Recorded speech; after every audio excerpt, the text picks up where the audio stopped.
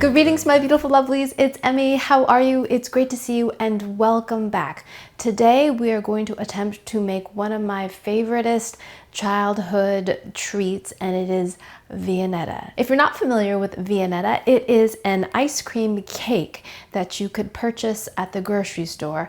And as of a few years ago, they brought it back here in the US and you could buy the vanilla chocolate flavor, but I haven't seen it most recently at my supermarket. So I'm not sure if you can still get it here in the States, but growing up, you could certainly buy it. You could buy the vanilla chocolate version and a mint version, and it was absolutely marvelous. It was a beautiful, fancy looking cake that was a long rectangle, layers of thin chocolate with ice cream, with nice little ribbony decorations all around it, and you slice it like a cake, but it's just essentially ice cream. It was fantastic. I tried it a couple years ago when I found it at the grocery store. I'll direct you to that video in case you are interested, if you want a little walk down memory lane. But today I'm going to be attempting to make a homemade version because A, I found a recipe, B, I want to make the mint version, which was my absolute favorite, and C, I don't think you can get it here anymore, at least in the States.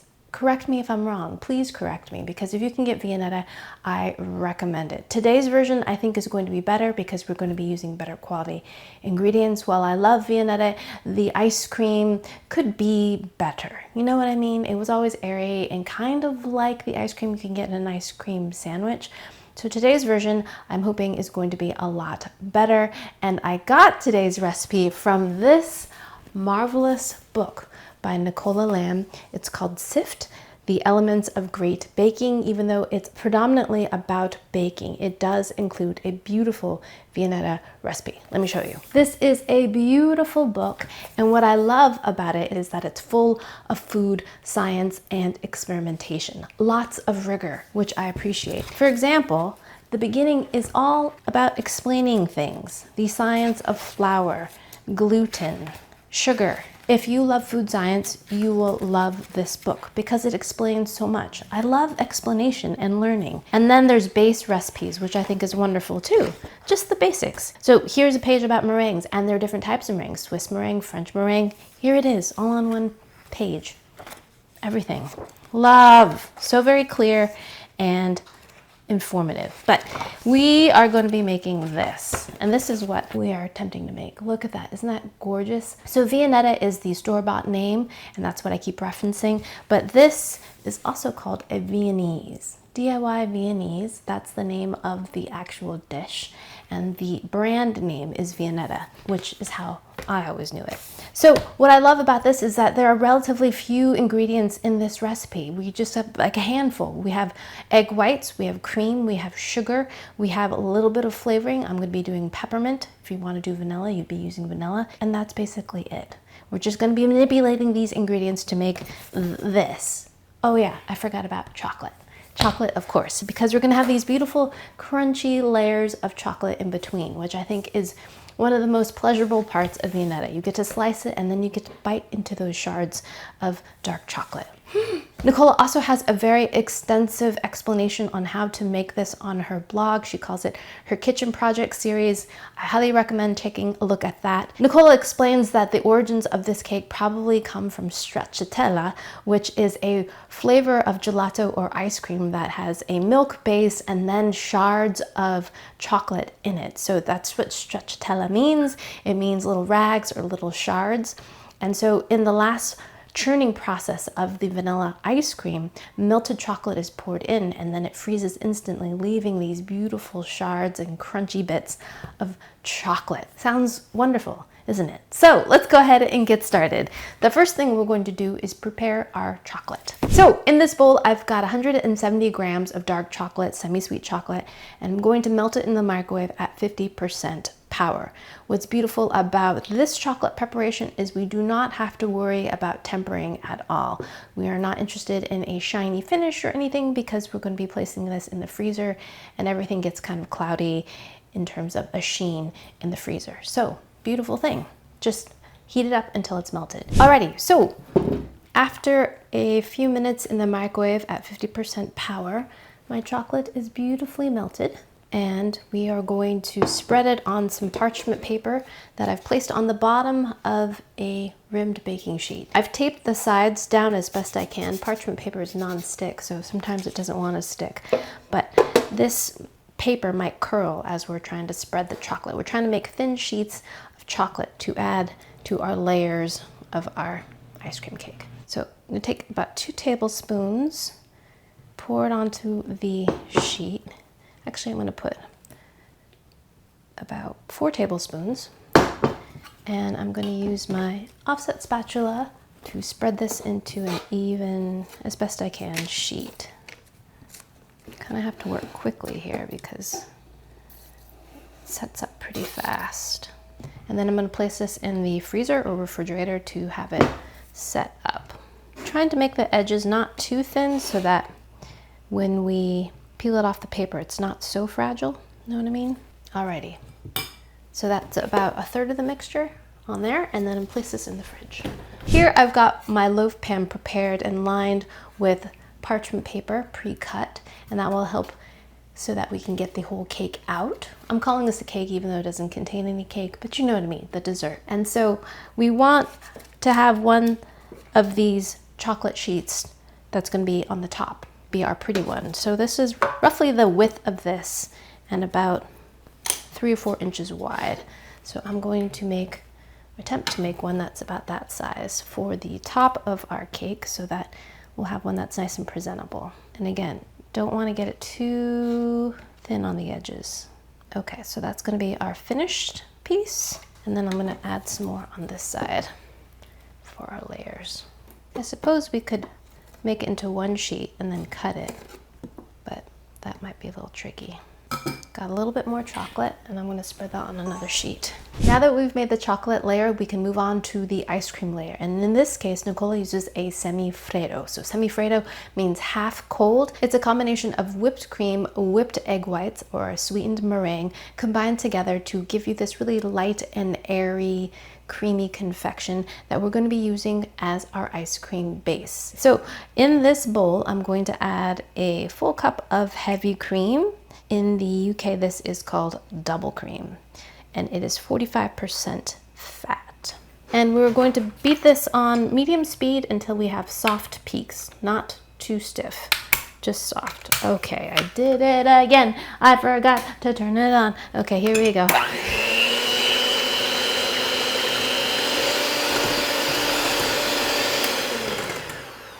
Okay. Yes. Just soft, soft peaks. Okay, now we're gonna make a French meringue, which sounds fancy because it's French, but basically we're gonna be whipping our egg whites with some sugar. So in this bowl, I've got 4 egg whites that I've separated and some granulated sugar. This is called a French style meringue. If you're concerned about using raw egg whites, you can get pasteurized eggs, or you can also use a recipe for a Swiss meringue, which uses a little bit of gentle heat to cook the egg whites a bit. So if you're concerned, I'm just gonna follow Nicola's recipe for a French meringue. So 4 egg whites, or 110 grams of egg whites, pinch of salt, and we're going to beat these to soft peaks as well. And while we're doing that, we're going to gradually add our sugar. We're gonna get these frothy first.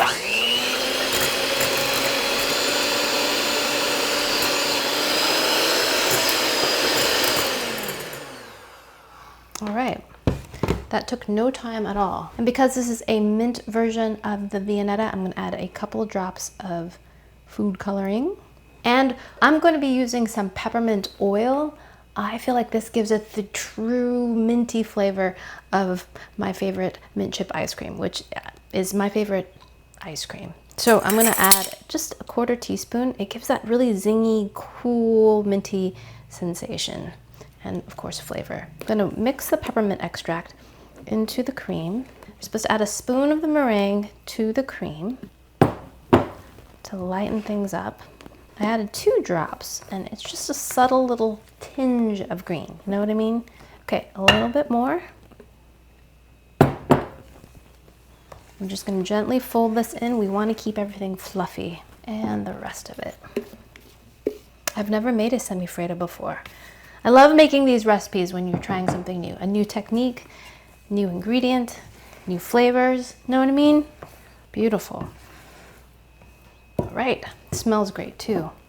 So minty. Here's one of our chocolate sheets, all nice and firmed up, nice and matte. And we're going to build our Viennetta. Add some of this beautiful mint mixture at the bottom of our pan. So now we're going to take a chocolate layer. It doesn't have to be perfect because we are going to be layering this. So even if it doesn't come off perfect sheets, I'm not going to panic because we're going to place this all in the freezer. Next layer of ice cream. We're going to just continue doing this until our whole loaf pan is filled with layers of chocolate and semi-freddo mixture. And it doesn't have to be perfect by any means. Alrighty, I need to place this in the freezer and get this really cold, I think is what I'm coming to the conclusion of. Alrighty, back in the fridge. Rotate my other one out. All right, we're gonna just rotate between chocolates here. Yes. Be nice and brittle and cold. It's hard to do on a summery day, but we do our best. Oh, that was perfect. Beautiful layer. Alrighty, lovelies, here we have the filled loaf pan almost perfectly. I have a tiny, tiny little bit left of the ice cream base, but almost perfect. Used up all the chocolate layers, and now we need to freeze this at least for 3 hours. I'm gonna let this sit overnight, and I'm gonna tuck this over, cover it up, and it needs to be nice and frozen and cold before we decorate it with our little Viennese swirls. I cannot wait to slice this open. But look how stinking cute it looks already. So neat and tidy. Alrighty, my lovelies, I'll see you in a little bit. Alrighty, lovelies, I'm back to finish our homemade Viennetta cake. Now we need to decorate it with some sweetened whipped cream. So we're gonna divide the whipped cream in half so we can have some of it be mint green and some of it to be white. If you wanna skip the dividing, you can just make it all white or all green.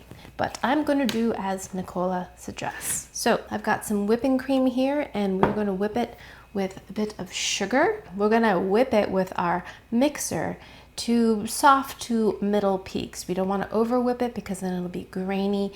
And Nicola says as we're piping it, it will also continue to thicken. So err on the side of less whipping is what I've gathered. So 3/4 of a cup of whipping cream, and we add our sugar gradually to this.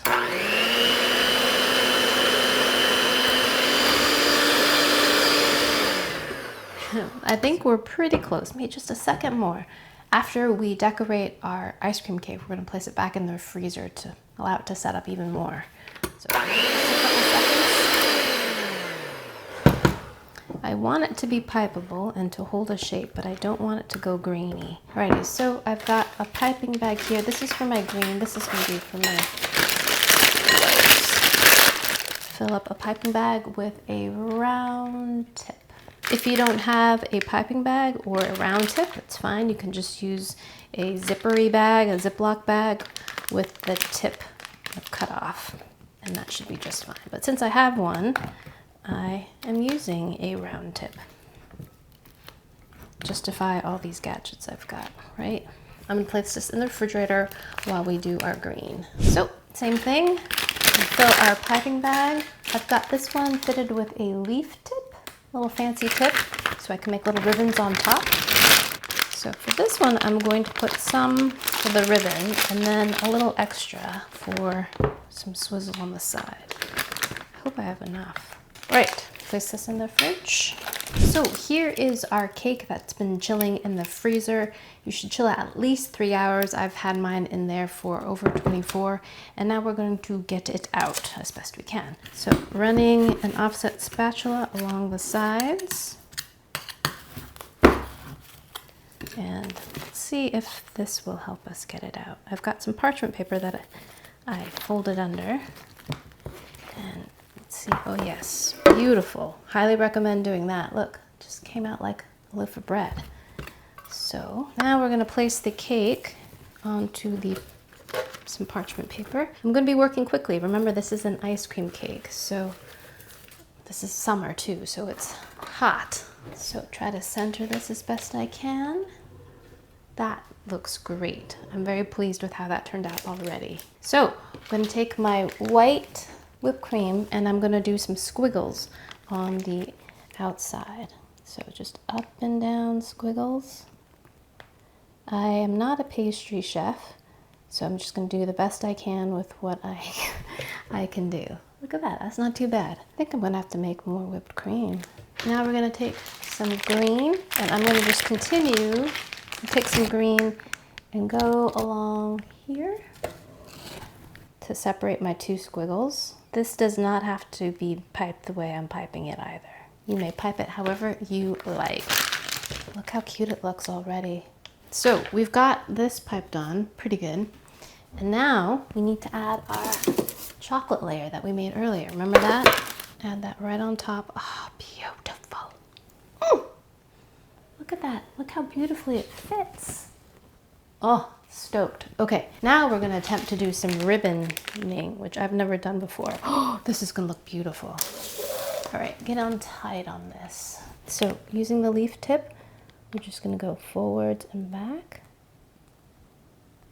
Like we know what we're doing. Oh my gosh, Viennetta, baby.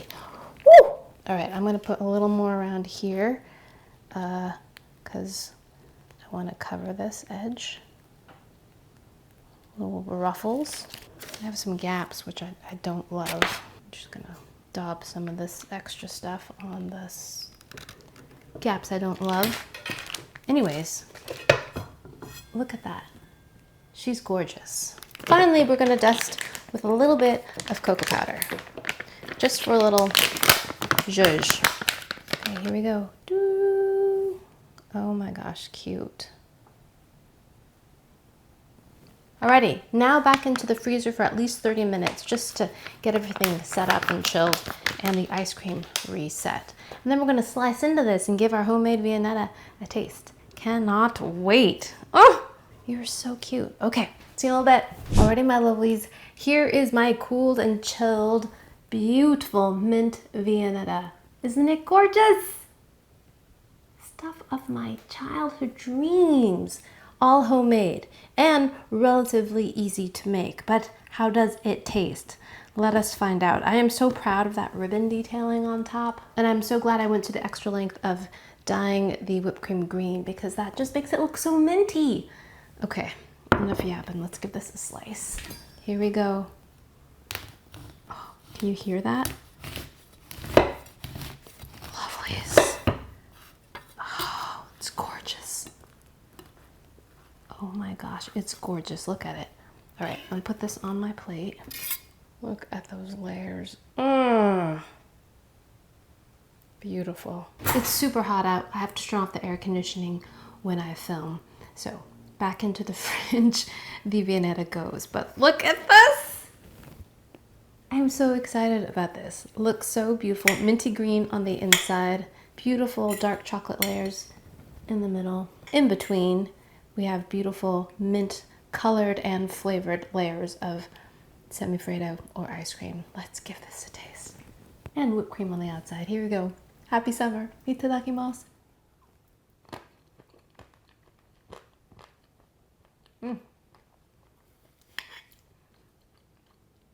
The whipped cream on the outside, it's fluffy and creamy and not exactly what I remember on the outside of Viennetta.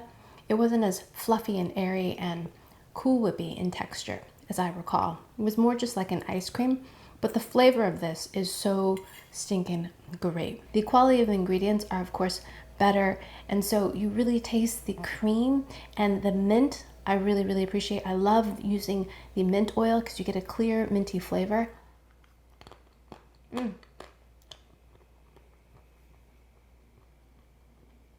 The chocolate layers are substantial, crisp, and flavorful. It tastes like real chocolate as opposed to kind of a compound chocolate. Really great chocolatey flavor that goes so well with mint. I love that pairing of dark chocolate and mint. So, so good. Based on my memory, the texture is a little bit different. The whipped cream is frothier and foamier. But not in a bad way. Just light and airy. So good. I like the combination of cool sensations, both from the cool dessert itself and also the cool mentholated mint. So good. The semi-freddo, or the ice cream mix that we used as the base of this, is delicious. Great texture. It's not icy at all. So good. I mean, look at those layers. So beautiful. It tastes absolutely fantastic, and it looks super fancy and really doesn't require much work. You just kind of have to plan around some of the certain steps and try to make this in a cooler kitchen, because, you know, you're dealing with ice cream. But besides that, it's just so secret and totally, in my opinion, worth it. I think this would make a terrific celebration cake, especially if you've got someone who grew up in the 90s who appreciates ice cream and Viennetta. Also, if you don't like the mint version, you could easily make the vanilla. It would be delicious too. Fan-stinkin-tastic. 100% would make it again. I would definitely eat it again. Alrighty, my Louis, thanks so much for watching. I hope you enjoyed that one. I hope you learned something. Please share this video with your friends. Follow me on social media, like this video, subscribe, and I shall see you in the next one. Toodaloo. Take care. Bye.